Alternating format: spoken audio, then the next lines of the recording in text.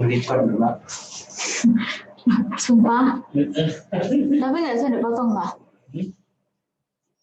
Perlu jajari biar banget.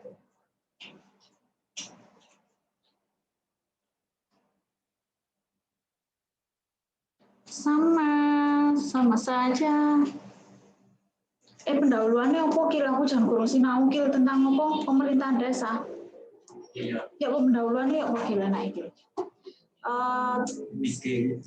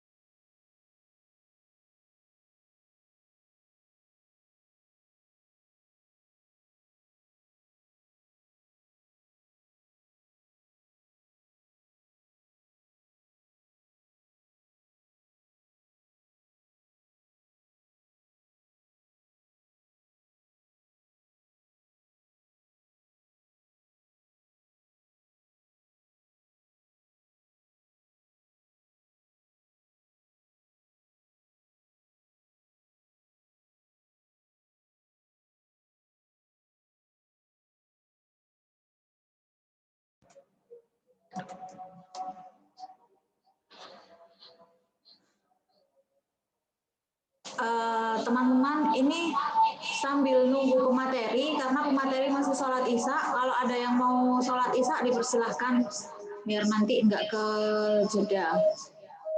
Materinya sudah dihubungin, tapi masih sholat.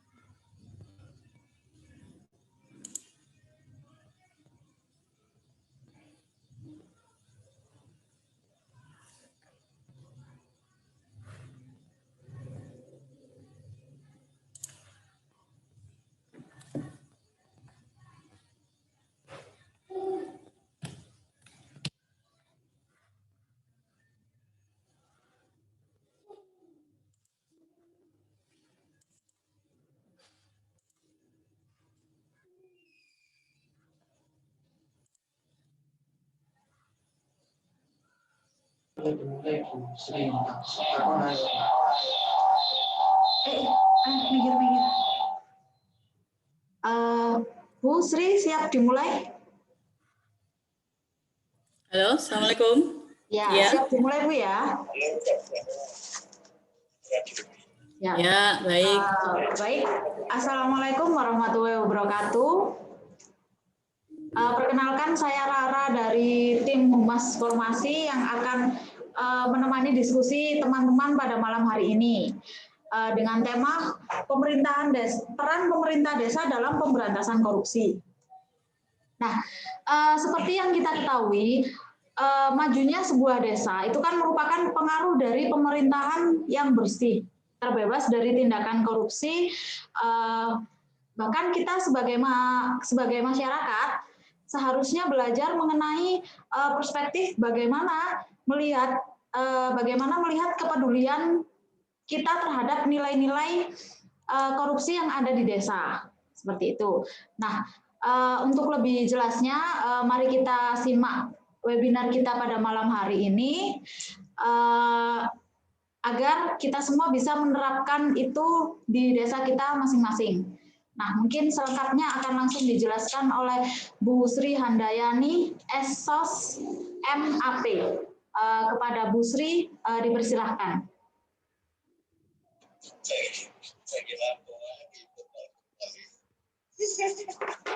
Monggo Bu. Ya. Assalamualaikum warahmatullahi wabarakatuh. Waalaikumsalam warahmatullahi wabarakatuh. Waalaikumsalam warahmatullahi wabarakatuh. Assalamualaikum warahmatullahi wabarakatuh. Waalaikumsalam warahmatullahi wabarakatuh. Apakah suara saya jernih? Jernih Bu, jelas. Oke, terima kasih. Ya, teman-teman, aku dan juga kader-kader formasi ya. Ada berapa peserta ini? Yang gabung sejauh ini masih 10 Bu. Oh iya. Iya, mungkin Oke, ini terima kasih. masih dihubungin sebagian. Oh iya. Oke, teman-teman, kita kenal desa sudah dari sejak lahir ya. Semuanya ada yang lahir dari kota dengan wilayah kelurahan. Ada mungkin Bu. Ada. Siapa? Dari yang hadir ini siapa?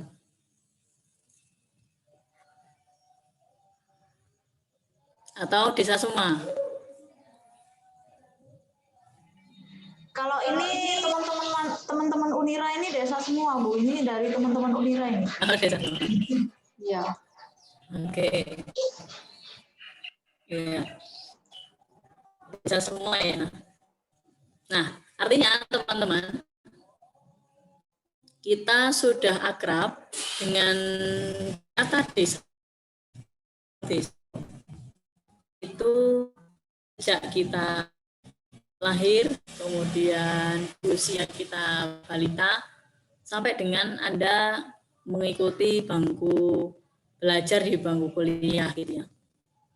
Nah, desa itu di Indonesia itu ada, bahkan tidak hanya minimal, tapi sebagian besar wilayah di Indonesia ini adalah wilayah desa, di mana hampir 80% wilayah di Indonesia ini adalah wilayah desa. Nah, ini menjadi sebuah kebanggaan bagi masyarakat dan juga akademisi di lingkungan Unira. Saya menyebutnya masyarakat Unira karena kita tidak bisa lepas dari lingkungan di wilayah Kabupaten Malang, karena memang kampus kita terletak di Kabupaten Malang begitu ya, dengan 300 sekian desa dari 33 kecamatan di Kabupaten Malang. Kampus Insan Akademisi itu memiliki peran penting dalam Tridharma perguruan tinggi, mulai dari kita belajar, kemudian dilanjutkan dengan proses penelitian, dan selanjutnya adalah pengabdian kepada masyarakat. Nah, 3 payung besar kita ini menjadi ruang dan ranah kita dalam proses memandirikan desa. Nah, desa akan menjadi sebuah desa yang mandiri apabila seluruh aset, termasuk budgeting, termasuk pendanaan, termasuk potensinya dikelola dengan baik dan benar. Halo? Oke. Ya. Jadi seluruh aset yang ada di desa itu harusnya bisa dikelola dengan baik. Maka desa dapat menjadi desa yang mandiri. Bagaimana proses pengelolaan desa yang baik? Proses pengelolaan desa yang baik tentunya akan tidak lepas dari proses meminimalisir tindakan-tindakan yang menyimpang. Di antaranya adalah korupsi. Slide yang kedua bisa ditampilkan. Iya, Bu. Yuk, langsung itu. Ya. Ya, slide yang kedua saja. Ini, Bu. Ya, betul. Ya, betul. Sumber daya manusia, kita bisa memulai gerakan meminimalisir tindakan korupsi itu yang pertama melalui dari aktor penggeraknya. Aktor penggerak masyarakat desa diwakili oleh pemerintah desa. Di antaranya adalah perangkat desa. Kalau pemerintah desa itu terdiri dari kepala desa beserta seluruh jajaran perangkat desa dan staf desa, staf perangkat desa. Nah, kalau pemerintahan desa itu terdiri dari kelembagaan desa beserta pemerintah desa.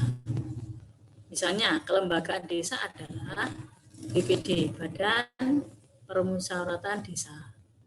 Kemudian LKMD, Lembaga Keswadayaan Masyarakat Desa. Kemudian PKK. Ada lagi Karang Taruna. Ada lagi BUM Desa. Kelembagaan-kelembagaan di desa ini harus menjadi sebuah satu kesatuan dengan pemerintah desa dan dimanage oleh perangkat desa, karena perangkat desa ini adalah pembantu daripada kepala desa dalam rangka mendorong meminimalisir tindakan korupsi. Di antaranya bisa kita lakukan dengan pertama, proses inputting dari perangkat desa ini tentunya harus melalui proses yang akuntabel. Nah, dikatakan akuntabel itu apabila proses rekrutmen ini dilakukan melalui implementasi sebuah kebijakan. Nah, kalau di tingkatan Kabupaten Malang, itu ada Peraturan Bupati nomor 81 tahun 2017. Nah, Peraturan Bupati ini menginduk ke Peraturan Menteri Dalam Negeri. Dan sampai induk. Akhirnya adalah Undang-Undang Desa, gitu ya. Sehingga proses pengangkatan dan pemberhentian perangkat desa ketika dilaksanakan berdasarkan perundang-undangan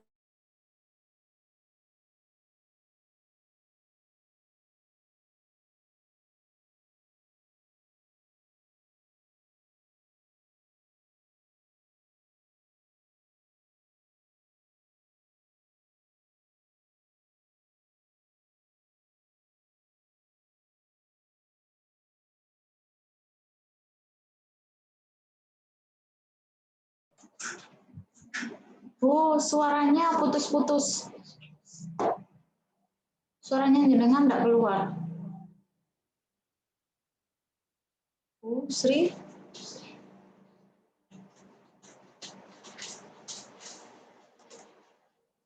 Bu.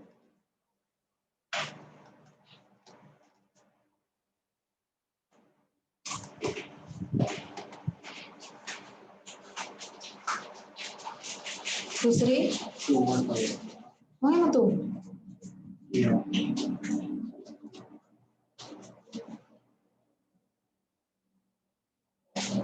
Ya ampun. Bu Sri, suaranya putus-putus, Bu. Iya, tahu. Sudah teman-teman dengan teknis. Sebentar teman-teman, karena ada gangguan teknis mungkin materi masih keluar karena tadi suaranya putus-putus.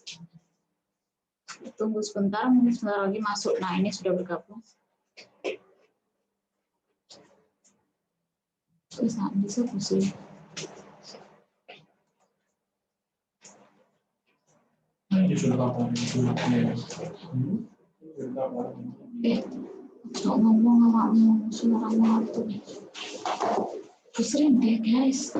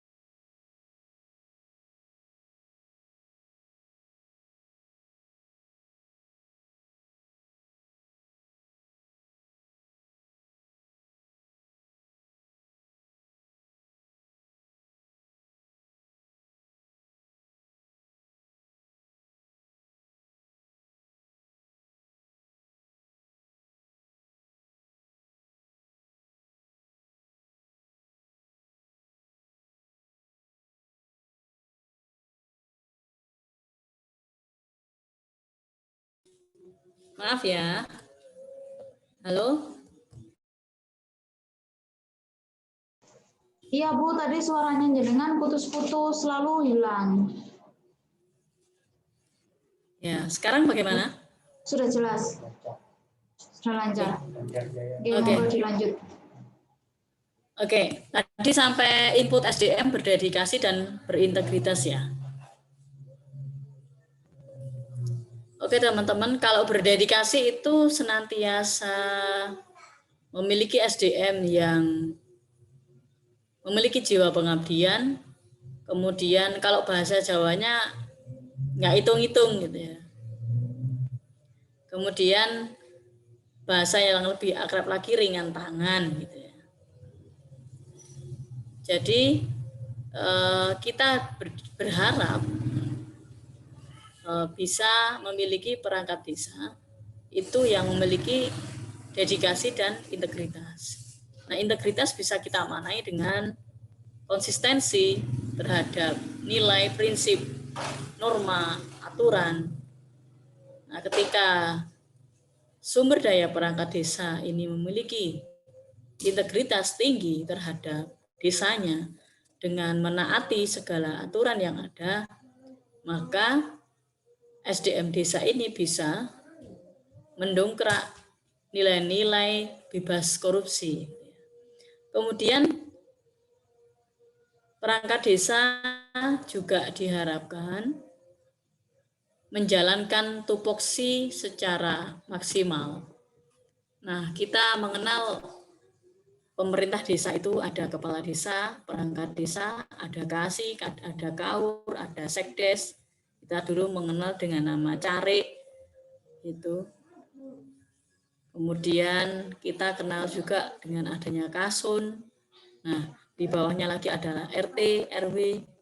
Nah, ketika semuanya berperan sesuai dengan tupoksi masing-masing, maka pengkayaan daripada kinerja itu akan tampak, dan dengan sendirinya ketika satu kerja dan satunya yang lain tidak bekerja begitu, akhirnya biasanya kalau di tingkatan pemerintah desa itu mereka memunculkan gojolokan-gojolokan yang menarik antar mereka sendiri, sehingga proses kinerja ini dapat dilihat ketika perangkat desa menjalankan tupoksinya dengan baik.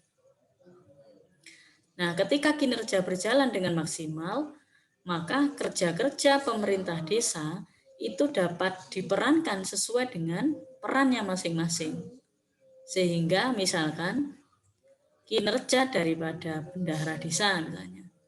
Nah, kalau bendahara desa yang tercantum di bertanda tangan di rekening, spesimen rekening kas desa, itu ya harusnya kaur keuangan gitu. Nah, bagaimana kalau nggak ada kaur keuangannya? Ya lakukan proses penjaringan dan penyaringan perangkat desa dengan benar gitu, dengan baik. Karena biasanya di tingkatan implementasi itu perlu dilakukan review berkali-kali agar prosesnya berjalan dengan baik. Nah, selanjutnya SDM perangkat desa itu juga bisa melakukan gerakan meminimalisir tindakan korupsi dengan menjalin mitra kerja dengan seluruh kelembagaan desa yang tadi saya sebutkan di awal. Ada BPD, LPMD, PKK, Karang Taruna. Bagaimana bermitra dengan mereka? Bermitra dengan mereka itu adalah menjalankan roda pembangunan desa dengan memfungsikan kelembagaan yang ada. Nah, misalnya bagaimana memfungsikan kelembagaan yang ada? Nah, BPD memiliki peran bagaimana menginisiasi sebuah gagasan masyarakat sehingga bisa ditampilkan dalam musyawarah desa. Kemudian BPD juga berperan dalam memonitoring proses pembangunan desa. Ini maaf ya, tadi saya lupa menyalakan video saya. Oke, dilanjutkan dengan kelembagaan LPMD. Nah, LPMD ini mitra kerja pembangunan desa. pelaksana LPMD ini bisa difungsikan menjadi misalkan PPK atau pelaksana kegiatan di tingkatan basis. Karena LPMD ini biasanya masing-masing dusun memiliki perwakilannya. Nah, kemudian masih slide 1, kalau PKK itu biasanya kegiatan-kegiatan capacity building, kemudian ada pelatihan menjahit, pelatihan kerajinan, membatik, kemudian ada cooking class, ada macam-macam, ada bank sampah, ada peningkatan kapasitas kelembagaan perempuan, ada studi gender, kajian perlindungan anak, perlindungan perempuan, kemudian PKK juga bisa dimaksimalkan terhadap inisiasi sebuah perencanaan pembangunan di mana perempuan biasanya dekat sekali dengan mengetahui proses kebutuhan rumah tangga masyarakat. Nah, selain PKK ada lagi yaitu Karang Taruna. Nah, Karang Taruna ini diharapkan bisa terus dirangkul oleh pemerintah desa karena Karang Taruna ini memiliki SDM, knowledge, pengetahuan, skill, teknologi. Nah, dan itu bisa dimanfaatkan dalam rangka proses menjalankan maksimalisasi roda pembangunan desa. Kemudian slide selanjutnya. Halo? Slide selanjutnya. Ya. Menjalankan siklus pembangunan desa secara tepat. Nah, mulai perencanaan, pelaksanaan, dan pertanggungjawaban. Kalau perencanaan desa itu ada beberapa teori yang biasanya dipelajari oleh teman-teman ya. Kalau di ilmu pemerintahan itu akan bertemu dengan metode-metode PRA, RRA, ataupun ABCD. Nah, kalau metode partisipatif itu biasanya yang masih dekat dengan regulasi hari ini yang dijalankan oleh pemerintah desa itu adalah PRA. PRA itu adalah Participatory Rural Appraisal. Ini ditelurkan oleh seorang tokoh namanya Robert Chambers. Nah, PRA ini berbasis bagaimana mengentaskan sebuah masalah menjadi sebuah solusi bentuk kegiatan pembangunan.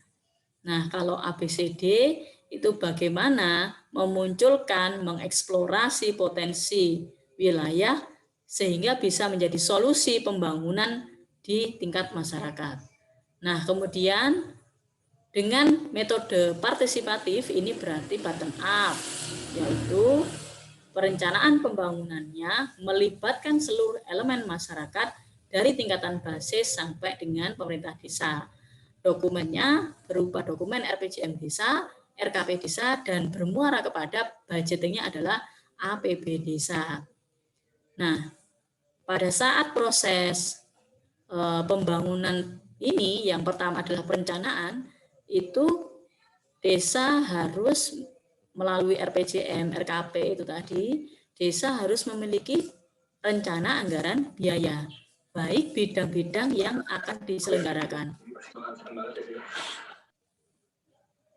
Bidang pembangunan, bidang pemberdayaan, bidang pembinaan, ataupun bidang pemerintah desa itu sendiri. Jadi kalau mengacu pada regulasi yang ada, termasuk peraturan Kementerian Keuangan, dalam negeri, ataupun peraturan Kementerian Desa, itu ada beberapa bidang, 4 bidang wajib yang harus dicantumkan dalam APB desa. Sebagaimana yang saya sebutkan adalah bidang-bidang insidental atau bidang-bidang yang tidak biasa dijalankan, tapi harus dijalankan. Misalkan bidang kegiatan termasuk kemarin kita dan sampai saat ini adanya pandemi COVID-19 itu bisa masuk ke dalam bidang penanggulangan bencana. Nah, dalam proses pelaksanaan pembangunan itu juga kalau kegiatan fisik atau pembangunan yang saat ini masih menjadi kegiatan pembangunan yang favorit di lingkungan perdesaan itu harus berdasarkan selain RAP teknis ya, berdasarkan keilmuan teknik sipil itu juga harus menggunakan faedah yang namanya DED atau Detail Engineering Design. Nah, ini berfungsi untuk mengontrol bagaimana kalau di teknis itu ada gambar teknisnya seperti apa, kualitas bangunan, campuran speknya bagaimana, kemudian modelnya seperti apa, sehingga pembangunan secara fisik itu dilakukan melalui perencanaan yang baik. Jangan sampai kegiatan-kegiatan ini tidak direncanakan secara baik, maka akan dilaksanakan juga dengan tidak baik. Sehingga timeline daripada penyelesaian pekerjaan ini biasanya akan terhambat apabila tidak mengacu pada RAP dan DED yang ada. Kemudian proses pertanggungjawaban. Pertanggungjawaban ini bisa dilaksanakan secara tertulis dan melalui forum yang namanya musyawarah desa. Oke. Sebelum dilanjutkan, apakah ada pembatasan waktu untuk saya? Tidak ada, Bu. Monggo dilanjut. Oke. Lanjut slide ketiga ya, terus slide terakhir nanti dilanjutkan lagi. Yuk, silakan. Selanjutnya, slide terakhir dari saya adalah bagaimana meminimalisir tindakan korupsi itu dengan melakukan manajemen APB desa dikelola dengan instrumen-instrumen yang ada. Instrumen yang ada itu misalnya dengan sistem keuangan desa atau SISQDES yang sistem ini diinisiasi oleh BPKP atau Badan Pengawas Keuangan. Nah, BPKP ini bekerja sama dengan inspektorat biasanya di tingkatan daerah itu berdasarkan sistem ini adalah bentuk daripada sebuah transparansi dan akuntabilitas proses pengelolaan APB desa. APB desa itu apa teman-teman? APB desa adalah sebuah formasi bentuk penganggaran desa yang dimulai dari berapa pendapatan, berapa pengeluaran yang berupa pembiayaan, maka kepanjangan dari APB desa adalah anggaran pendapatan belanja desa. Kalau di daerah itu biasanya APBD, D-nya daerah. Bedanya kalau APB desa adalah D-nya adalah desa. Kemudian kalau di tingkatan pusat adalah APBN, N-nya adalah negara. APB-nya sama panjangannya, begitu ya. Nah, apa saja potensi dari proses perencanaan tadi yang bisa dijoinkan ke dalam APB desa? Potensi-potensi yang ada itu bisa masuk ke dalam pendapatan, termasuk transfer rekening dari pusat ataupun daerah. Transfer rekening dari pusat bernama dana desa, kemudian transfer rekening dari daerah bernama ADD, alokasi dana desa. Kemudian pembagian retribusi dan bagi hasil pajak atau PBH. Nah, selanjutnya manajemen APB desa juga dapat dilakukan secara transparan dan akuntabel apabila memaksimalkan media-media sosialisasi. Misalnya baliho, jadi APB desa itu dicantumkan, divisualkan dalam sebuah media sosialisasi yang namanya baliho misalnya, sehingga masyarakat umum bisa melihat di tempat-tempat strategis. Nah, selanjutnya ada kalau pelaksanaan pembangunan, ada papan proyeknya yang mencantumkan tahun anggaran, nominal anggaran, begitu. Dan papan proyek harusnya dipasang bukan pada saat akhir, tapi pada saat awal pelaksanaan pembangunan. Tujuannya apa? Tujuannya adalah agar masyarakat setempat bisa melakukan controlling terhadap proses pembangunan. Nah, kemudian di akhir kegiatan itu dicantumkan yang namanya prasasti. Biasanya kita kenal prasasti itu kalau di tempat-tempat pembangunan itu diresmikan. Nah, ini karena pembangunan di desa itu biasanya prasasti ini digunakan untuk menandai ini pembangunan tahun berapa, dan syukur-syukur ada alokasi tercantum pendanaannya berapa gitu ya. Nah, ini penting dalam rangka proses transformasi pengetahuan kepada masyarakat dan bagaimana menimbulkan rasa kepemilikan terhadap sebuah pembangunan. Nah, selanjutnya adalah media online bisa juga digunakan, misalnya website desa, media sosialisasi yang lain, misalnya medsos. Biasanya kalau pemerintah desanya rajin itu bisa memanfaatkan Facebook ataupun IG begitu ya. Nah, ini tergantung pada sumber daya SDM-nya itu dialokasikan tidak untuk mengoperasionalkan media-media strategis seperti ini. Begitu ya teman-teman. Sekiranya itu materi dari saya. Mungkin lebih baik kita diskusi saja, mengalir santai, sehingga kita bisa punya output gitu ya. Saya kembalikan kepada Narah Hukum, MC, silakan. Baik Bu, terima kasih. Sebelumnya saya mohon maaf karena moderatornya ada kendala sebentar, jadi saya membadalinya sebentar ya.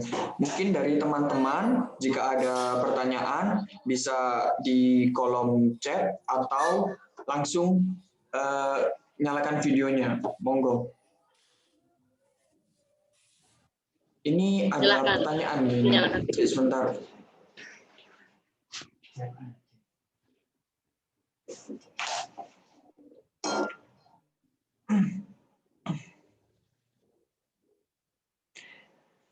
Bu Sri, ini ada pertanyaan saya bacakan dari kolom chat. Assalamualaikum warahmatullahi wabarakatuh. Saya Syafiuddin dari Prodi Ilmu Pemerintahan. Izin bertanya Bu, apakah korupsi yang sering terjadi di desa? Ini mungkin maksudnya seperti ini yang dimaksud Udin. Apa saja sih korupsi yang sering dilakukan di sebuah pemerintahan desa dan itu sangat rentan sekali Bu? Monggo dari Bu Sri bisa menjawab. Ya. Baik. Dari Mas Syafiuddin ya. Angkatan berapa Mas Syafiuddin? Angkatan Mas Syafiuddin ini angkatan 20 Bu. Angkatan 20 Prodi Ilmu Pemerintahan. Oke. Angkatan 2020 ya Mas Syafiuddin. Korupsi apa sih yang sering kali dilakukan di desa gitu ya? Tidak harus pemerintah desa, tapi juga di desa. Jenis-jenisnya apa saja atau bentuk-bentuknya apa saja? Kalau bentuk-bentuknya kita bisa melihat misalnya tren fenomena yang terjadi di masyarakat, misalnya melalui surat kabar, media. Nah, terkait dengan bentuk-bentuk penyimpangan, karena hari ini desa itu kelihatan lebih cantik dengan adanya budgeting yang lebih tinggi daripada kelurahan, maka desa biasanya yang rentan terhadap tindakan menyimpang terhadap pengelolaan penganggaran ya dalam bentuk keuangan yang mereka miliki. Misalnya pengelolaan APBD desa, biasanya kalau pengelolaan APBD desa ini bentuknya dijas penyimpangannya itu oleh auditor. Auditor itu bisa berasal dari auditor internal, yaitu kelembagaan tingkatan daerah adalah inspektorat. Kalau di tingkatan pusat adalah BPKP. Nah, biasanya yang bisa kita lihat kadang-kadang kemudian ada pengembalian dana. Nah, uniknya kalau di APBD desa itu pengembalian dananya ke rekening kas desa lagi. Ini dalam rangka apa? Dalam rangka memaksimalkan proses pembangunan. Ketika ada pengembalian dana, biasanya ini bentuknya bentuk penyimpangan dan ini harus dilaksanakan di tahun berikutnya. Pendanaan ini harus disilpakan atau dana sisa ke tahun anggaran berikutnya yang harus reorientasikan proses pembangunannya dengan menggunakan rencana anggaran biaya yang baru. Begitu. Begitu, Mas. Halo. Mas Formasi. Baik, apa Mas Udin sudah puas dengan jawaban Ibu? Apa ada yang ditanggapi atau mungkin kurang? Mas Udin? Mungkin dari Mas Udin sudah cukup untuk jawaban Ibu barusan. Saya sendiri juga ingin bertanya, Bu, terkait kita sebagai masyarakat di desa ya, bagaimana jika sebuah desa itu tidak melakukan transparansi tentang APBD desa? Itu kemudian kita sebagai masyarakat apa sih langkah kita yang harus dilakukan itu untuk menuntut sebuah transparansi atau mungkin ketidakjelasan dari sebuah dana-dana yang ada di desa tersebut? Karena kita kan juga takutnya ketika tidak ada sebuah transparansi di desa, itu nanti bisa menimbulkan sebuah nilai-nilai korupsi di pemerintahan desa tersebut.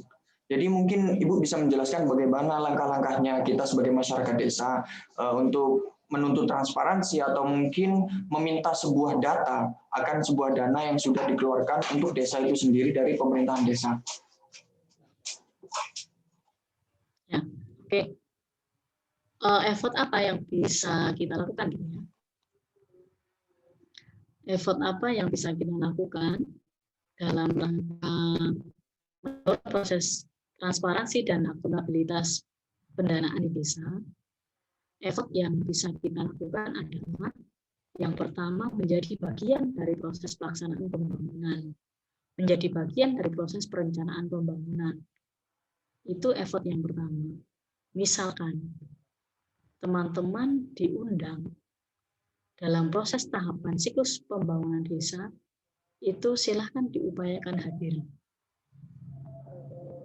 Nah, jangan hanya sampai mendorong bunyi-bunyian di media sosial, tapi usahakan untuk hadir kalau diundang.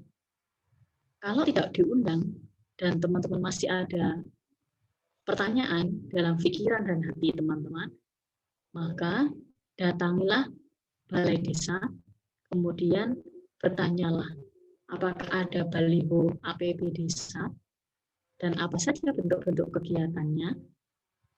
Nah, sampai mana progres pelaksanaan kegiatannya?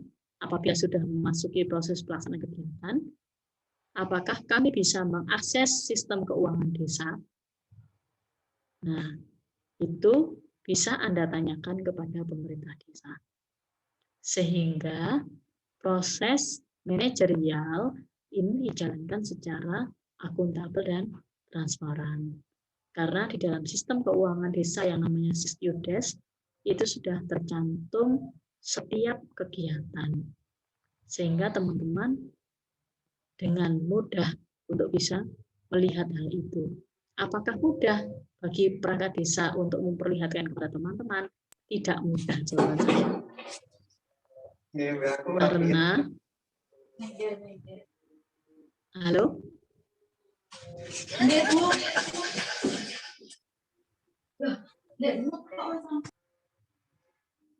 Ya, tidak mudah karena proses inputting dan proses bahasa di SISQDES itu memang bahasa akuntansi, bukan bahasa masyarakat umum. Sehingga perlu Anda tanyakan secara familiar saja gitu dan egaliter, dan sebaiknya tidak tendensius gitu, tetapi secara egaliter terlebih dahulu, sehingga proses komunikasi dua arah itu bisa berjalan dengan baik. Kalau Anda bisa melakukan komunikasi dua arah berjalan dengan baik, maka biasanya akan diinformasikan juga dengan baik. Begitu. Iya Bu, terima kasih Bu atas jawabannya.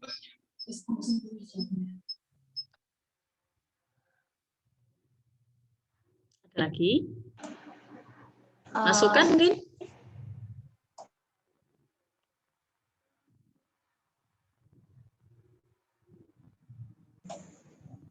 Mungkin dari partisipan yang lain ada yang ingin ditanyakan, silakan. Bisa dari kolom chat atau bisa dinyalakan suaranya langsung.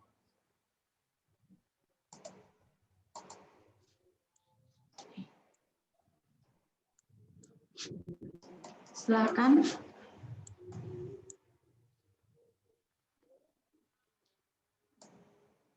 Ya, silakan. Silakan dari teman-teman.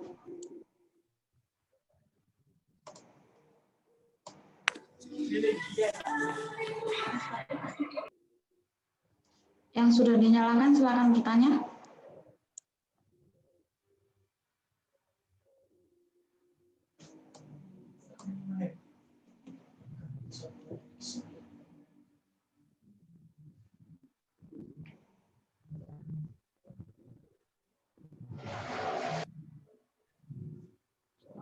Bu Sri, apakah mungkin jika melihat di daerah Malang ini sendiri, apakah pemerintahan desanya itu bekerja dengan efektif?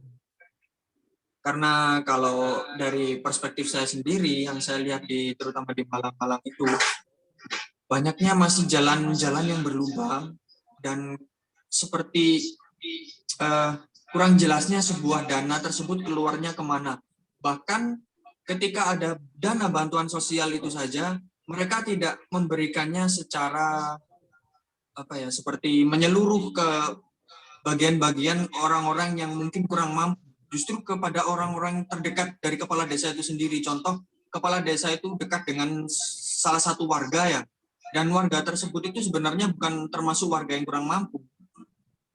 Mungkin bagaimana tanggapan Ibu tentang menanggapi suatu hal tersebut dari penyalahgunaan sebuah pemerintahan desa yang salah, termasuk dari bantuan sosial, kemudian jalan-jalan yang berlubang yang ada di Malang itu sendiri?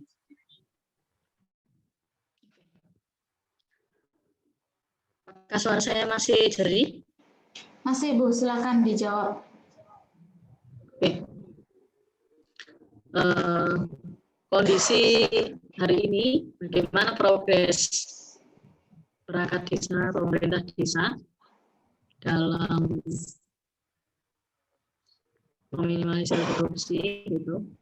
Apakah mereka juga sudah bekerja secara maksimal, gitu? Jawaban dari pertanyaan Mas Hilmi ini, kalau dijadikan judul penelitian bisa dilakukan. Artinya, kalau basisnya data empiris, mengamati case by case atau permasalahan dan fenomena gitu ya, dengan by data. Nah, terkait dengan kinerja daripada perangkat desa, ini masih dalam skala kita, meskipun dana desa itu berjalan sudah hampir 8 tahun gitu ya, ini kita tidak bisa menutup mata bahwa ada sebuah progres positif dengan adanya dana desa dan sistem manajerial pengelolaan pembangunan desa dibandingkan dengan dulu tanpa adanya instrumen kerja atau instrumen manajerial sebagaimana hari ini gitu. Nah, dengan adanya dana desa kemudian di bawah Kementerian 4 ya, ada Kementerian Desa, Kementerian Dalam Negeri, Kementerian Bappenas, Kementerian Keuangan itu sendiri. Dari 4 kementerian ini memiliki aturan-aturan yang harus menjadi aturan bersama ke dalam peraturan desa atau perdes. Nah, apakah implementasi dari perdes itu adalah hanya dijadikan acuan dalam proses mengetok palu APB desa saja, atau peraturan desa ini diterjemahkan oleh perangkat desa, pemerintah desa ke dalam sebuah gerakan-gerakan kinerja yang maksimal sehingga dapat meminimalisir proses korupsi gitu. Nah, jawaban dari hal ini misalkan di Malang gitu. Nah, kita harus membaca per wilayah, terutama juga klaim atau justifikasi dari auditor. Sehingga kinerja basisnya bagaimana, misalkan pelatihan ada outputnya atau tidak, tercermin dalam perubahan perilaku dan sikap masyarakat atau tidak. Nah, biasanya yang terekam secara jelas itu kalau di masyarakat di tingkatan desa itu ada BUMDes dan itu hidup, bisa menghidupi masyarakat, itu sudah merupakan kinerja yang lumayan dengan adanya dana desa yang dan APB desa yang 1, sekian M itu gitu. Nah, bagaimana dengan adanya bansos atau bantuan sosial yang ada baik dari kelembagaan? Biasanya kalau kemarin yang saya tahu yang banyak kisruh itu adalah bantuan sosial terkait dengan COVID-19. Banyak yang mengatakan tidak tepat sasaran. Bahkan pada saat pandemi yang pertama itu beberapa perangkat desa itu mengeluhkan terhadap pendataan daripada bansos yang diinput dengan output hasil dari pusat itu tidak sama, sehingga muncul kekisruhan di tingkatan basis pada saat realisasi. Bahkan ada yang muncul satu keluarga mendapatkan 2 nama pemanfaat.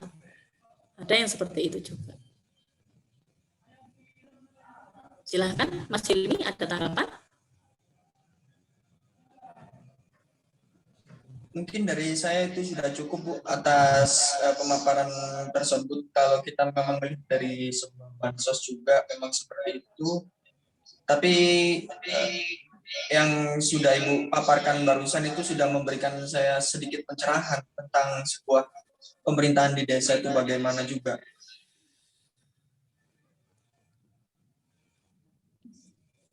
Jadi saya ucapkan terima kasih Bu Sri atas jawabannya. Nah, mungkin dari teman-teman lainnya ada yang ingin ditanyakan, silakan.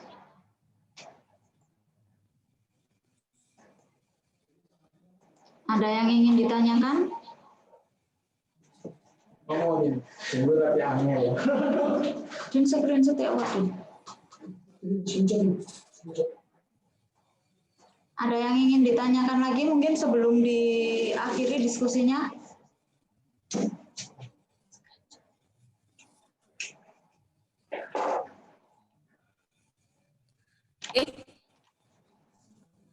Gimana?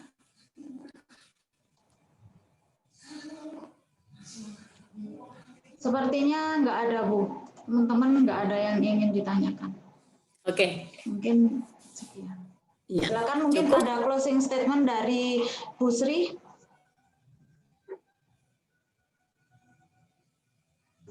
Ya. Closing statement. Closing statement dari saya. Oke. Kita semua adalah bagian dari masyarakat desa. Maka segala sumber daya yang ada, baik dari diri kita ataupun lingkungan kita, mari kita optimalkan dalam sebuah gerakan kemandirian desa. Terima kasih. Baik, terima kasih Bu Sri. Mungkin cukup sekian diskusi kita pada malam hari ini. Saya perwakilan dari teman-teman Paku Unira, mohon maaf jika peserta partisipannya kurang memadai. Gitu.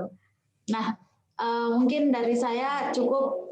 Jika ada yang salah kata, saya mohon maaf. Wassalamualaikum warahmatullahi wabarakatuh. Waalaikumsalam warahmatullahi wabarakatuh. Terima kasih.